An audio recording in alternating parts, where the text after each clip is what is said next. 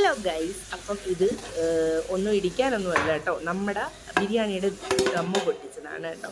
ഞങ്ങളുടെ വീട്ടിൽ സാധാ ഞങ്ങൾക്ക് 3-4 പേർക്ക് വെക്കാൻ വേണ്ടിയിട്ട് ഇങ്ങനെയാണ് കേട്ടോ ബിരിയാണി വെക്കുന്നത്. അങ്ങനെ ബിരിയാണി സെറ്റായി, പിന്നെ അതിനുശേഷം സലാഡ് സെറ്റായി. ഉച്ചയ്ക്ക് വന്നപ്പോഴാണ് കേട്ടോ ചിക്കൻ ഫ്രൈ ആയി. പിന്നെ അതിനുശേഷം എന്താണ്ടേക്ക് ബിരിയാണി ദമ്മ് പൊട്ടിച്ചപ്പോഴത്തേക്ക് അതിൽ ഇങ്ങനെ പുക പറക്കുകയാണ് ഗൈസ്. ഭയങ്കര രസമുണ്ട്. പിന്നെ അച്ചാറ്, പിന്നെ ചിക്കൻ കറി, പിന്നീട് പപ്പടം ഉണ്ട് കേട്ടോ. പപ്പടവും കൂടെ ഉണ്ട്. പപ്പടവും കൂടെ കൂട്ടി ഞാനെന്തൊരു കഴിക്കാനായിട്ട് ഇരുന്നു ഗൈസ്. അപ്പം നമുക്ക് കഴിക്കാം. സലാഡ് എടുത്ത് വെച്ചു, അച്ചാർ പപ്പടവും എടുത്ത് വെച്ചു. പിന്നെ അതിന് ശേഷം നമ്മുടെ ഇറച്ചിക്കറി കുറച്ച് എടുത്ത് വെച്ചു കേട്ടോ. ഇറച്ചിക്കറിയും കൊണ്ട് വെച്ചിട്ട് പിന്നെ വിശന്ന് വരുമ്പോൾ എന്തൊരു ടേസ്റ്റാണെന്ന് അറിയാമോ.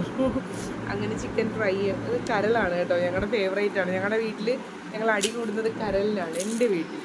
എന്നിട്ട് പപ്പടവും സലാഡും അച്ചാറും ചിക്കനും എല്ലാം കൂടി കൂട്ടി ഞങ്ങൾ കഴിച്ചു. അപ്പോൾ ഇത്രയേ ഉള്ളൂ. Tata bye.